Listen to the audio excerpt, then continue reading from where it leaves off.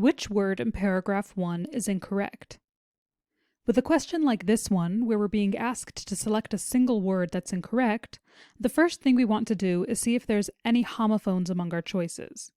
As a quick review, homophones refers to two or more words that sound the same when spoken, but are written differently and have different meanings, for example, for or whale. And indeed, we can see a homophone in our choices.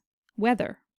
Spelled W-H-E-T-H-E-R, weather is a word used when comparing two options. For example, whether or not you want to, we're leaving, or we'll see whether this plan works out. W-E-A-T-H-E-R, however, refers to the state of the atmosphere, as in, beautiful weather we're having today. With this in mind, let's take a look at our sentence to see which spelling is appropriate given the context. But thanks to the COVID-19 vaccine rollout and warmer weather on the horizon, New Yorkers will be treated to the art they love in 2021. Because we can see that the sentence describes the weather as warmer, we can tell that in this context, the correct spelling should be weather with an A, as it relates to the atmosphere. Because we can see this word is incorrect in its sentence, we can go ahead and mark choice B, weather, as our final answer.